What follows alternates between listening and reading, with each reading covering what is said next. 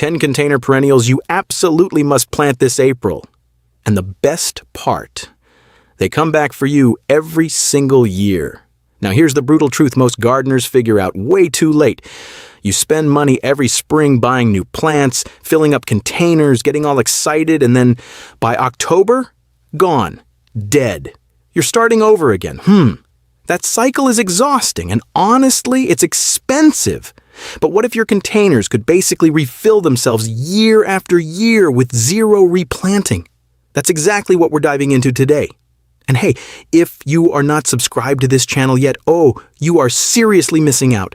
We drop gardening content that saves you money, time, and a whole lot of frustration. Hit that subscribe button right now because the tips we share here, you won't find them packaged like this anywhere else. Don't miss the next one. All right, let's get into it. We are counting down from number 10 to number 1, and trust me, by the time we hit number 1, your whole approach to container gardening is going to shift. Let's go. Number 10, Catmint.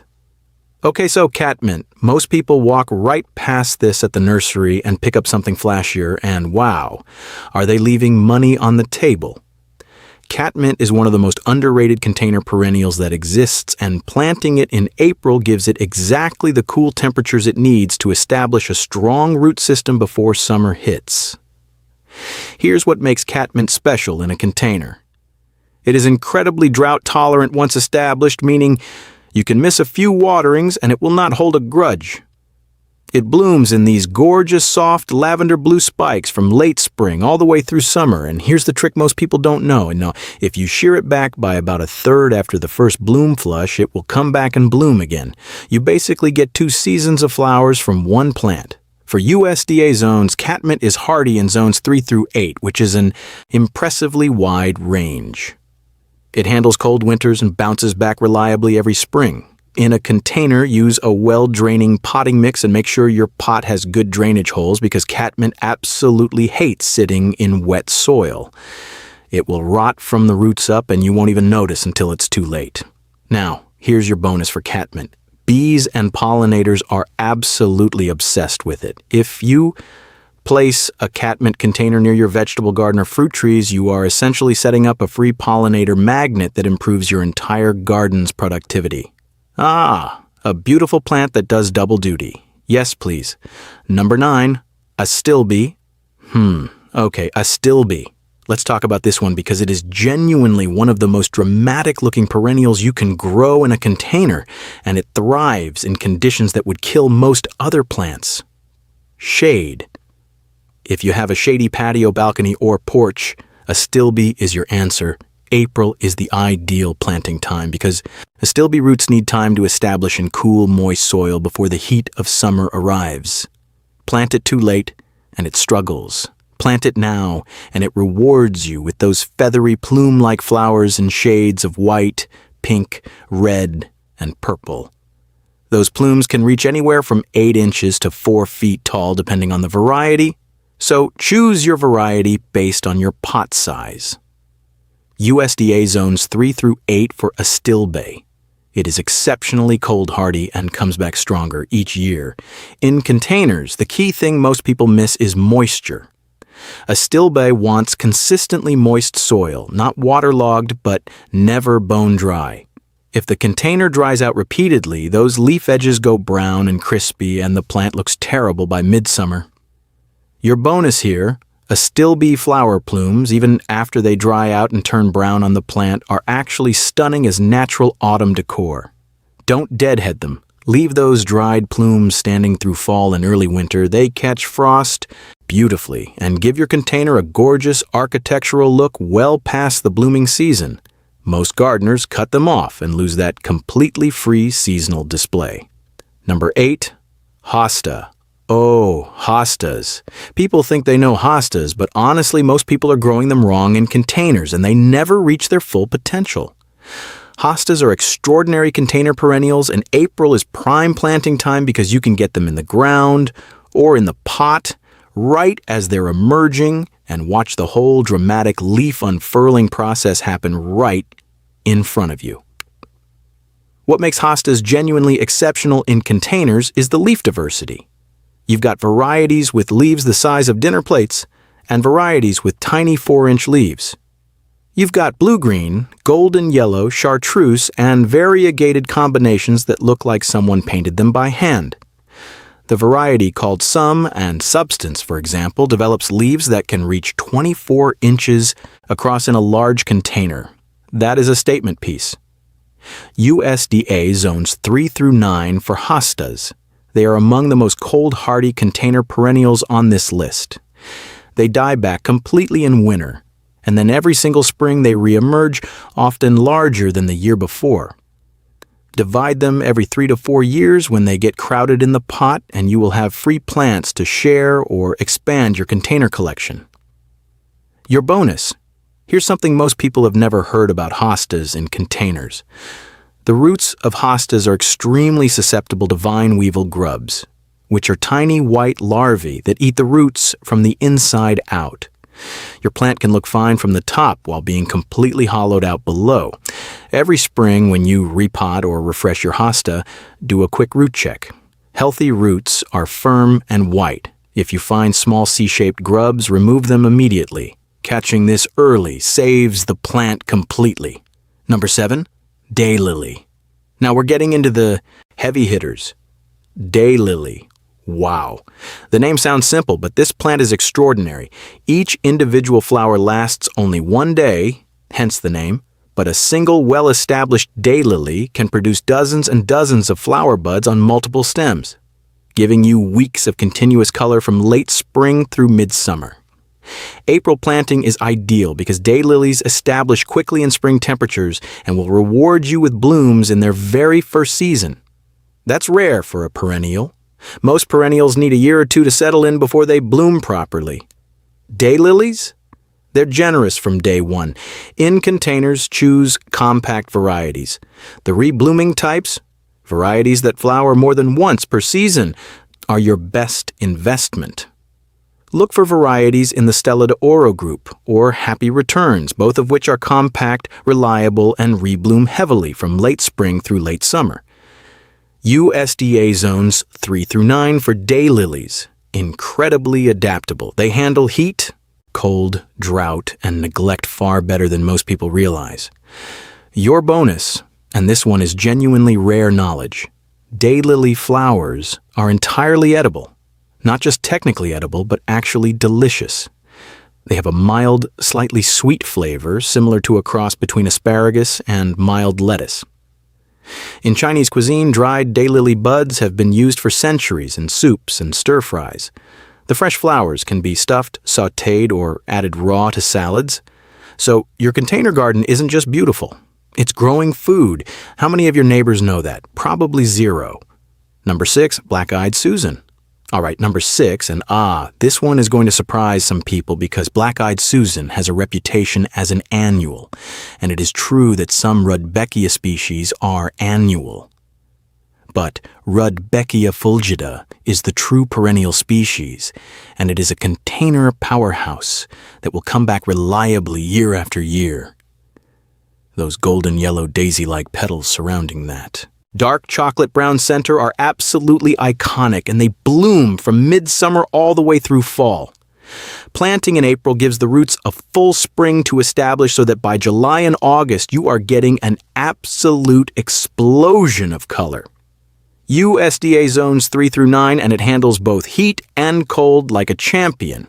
In containers, use a larger pot, at least 12 inches deep, because the root system on an established Rudbeckia fulgida is more substantial than most people expect. A small pot will restrict it, and you will wonder why it is not performing the way it should.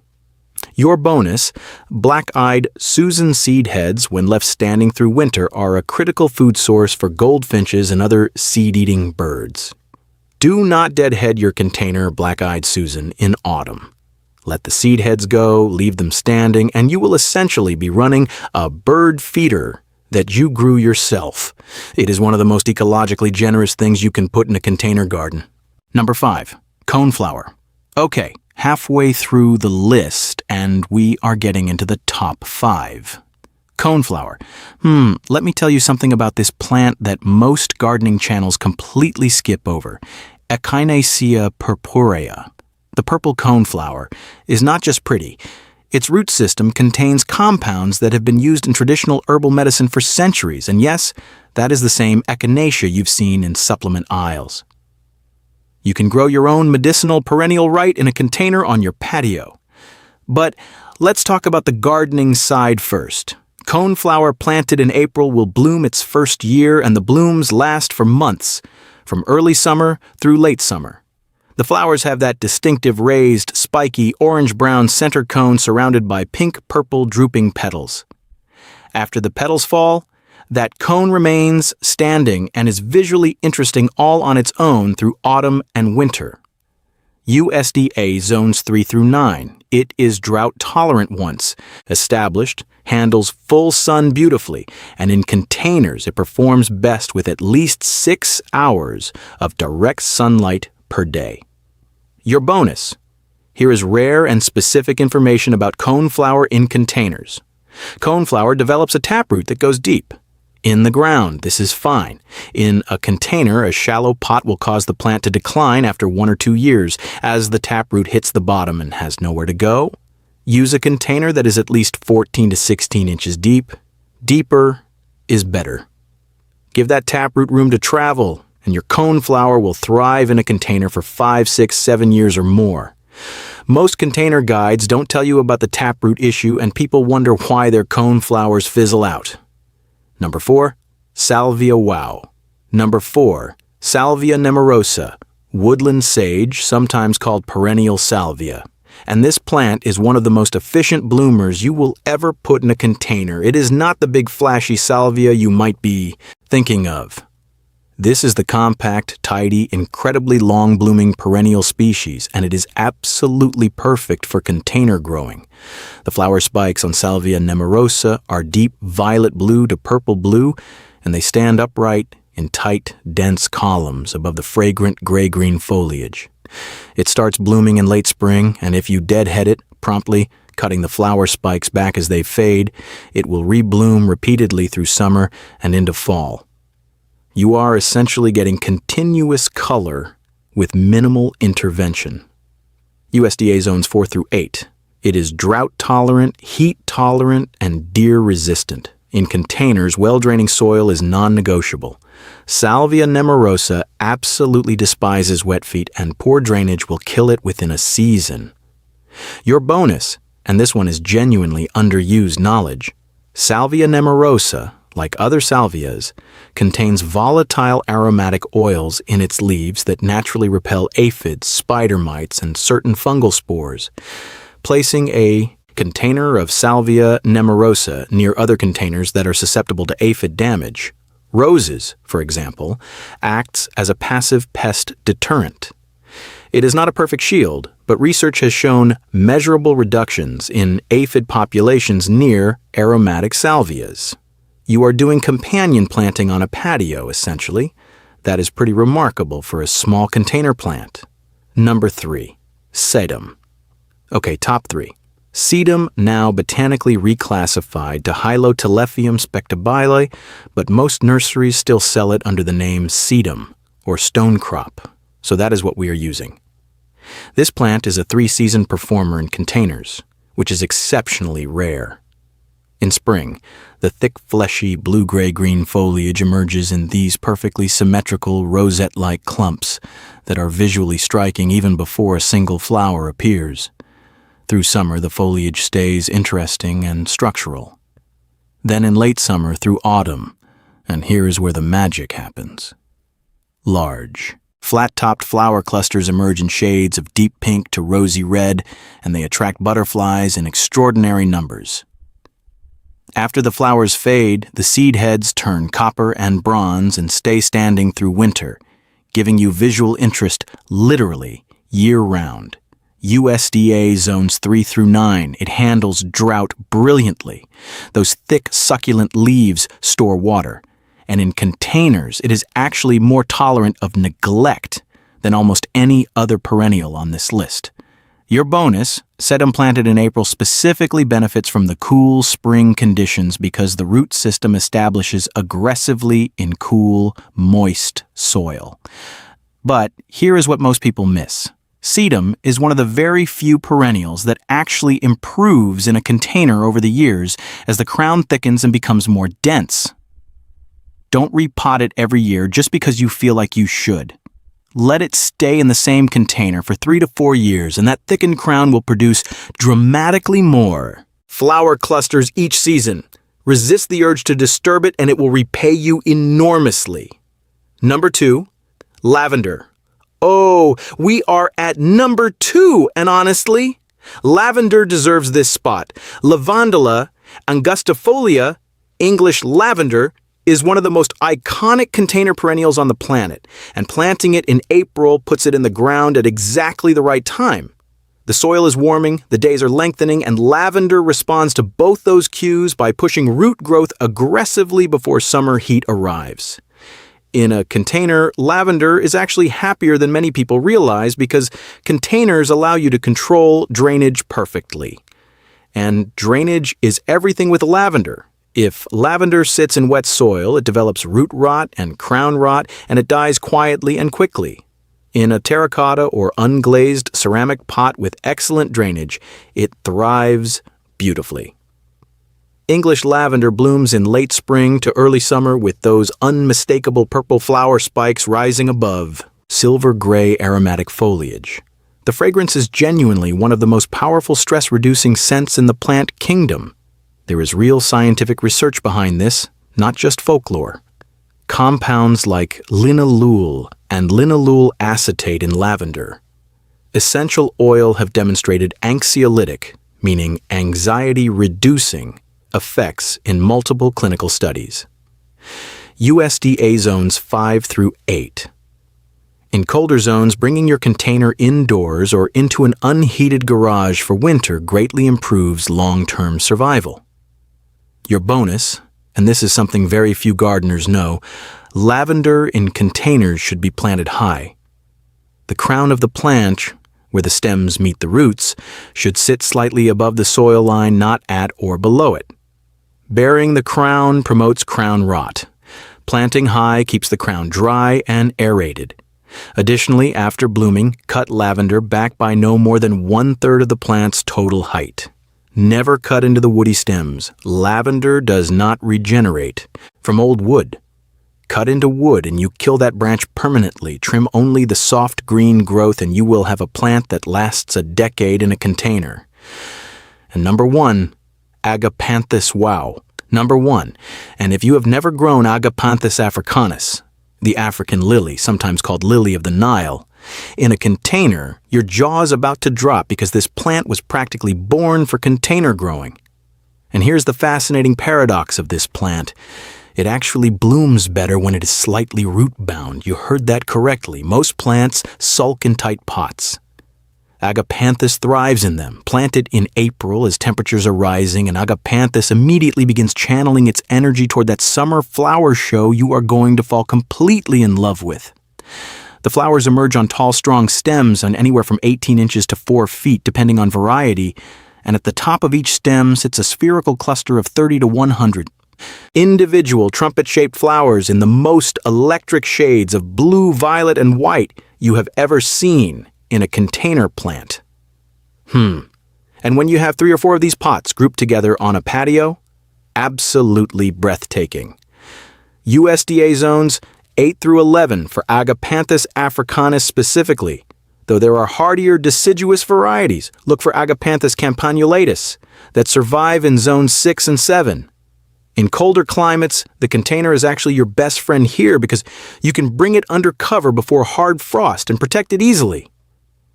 The foliage is strap-like, arching, glossy, and attractive even in years when the plant doesn't bloom heavily.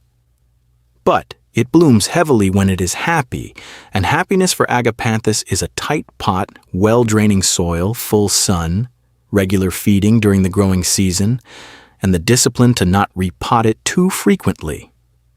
Now here's your bonus for number 1, and this is genuinely rare container knowledge. Agapanthus roots produce allelopathic compounds, meaning they release chemicals into the soil that suppress certain other plants growing too close to them. This is one reason why growing them in dedicated containers rather than mixed containers with other plants tends to produce better results.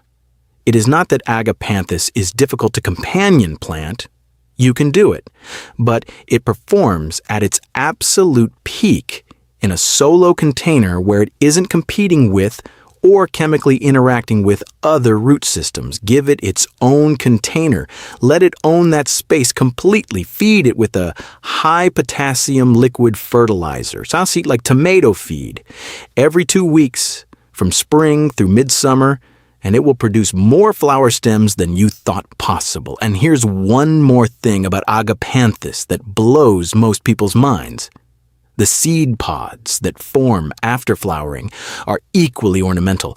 Those round, papery, bronze-tan pods stand tall on the stems through autumn and look phenomenal as dried garden sculpture. Don't be too quick to cut them down. Let them stand. Let them age. They are beautiful. And there you have it. 10 container perennials that you must plant this April. And the joy of every single one of them is that you are planting once and harvesting beauty year after year. No more restocking, no more starting from scratch every spring. Your containers build their own legacy. From Catmint at number 10 with its pollinator pulling lavender spikes, to Astilbe lighting up your shady corners, to Hostas with its dramatic foliage, to edible Daylily, to ecologically generous black-eyed Susan, to deep-rooted Coneflower, to pest-deterring Salvia, to three-season Sedum, to the fragrant and therapeutic Lavender, all the way up to the show-stopping, bloom-better-in-tight spaces Agapanthus at number 1. Your container garden this April is going to be something genuinely spectacular. Now, if you are not subscribed yet, seriously, what are you waiting for? Every week we are dropping content that the average gardener simply does not have access to. Rare techniques, specific facts, bonuses that change how you garden entirely. If you leave without subscribing, you are going to miss the next video, and trust me, you do not want to do that. Hit subscribe, hit the bell, and we will see you in the next one.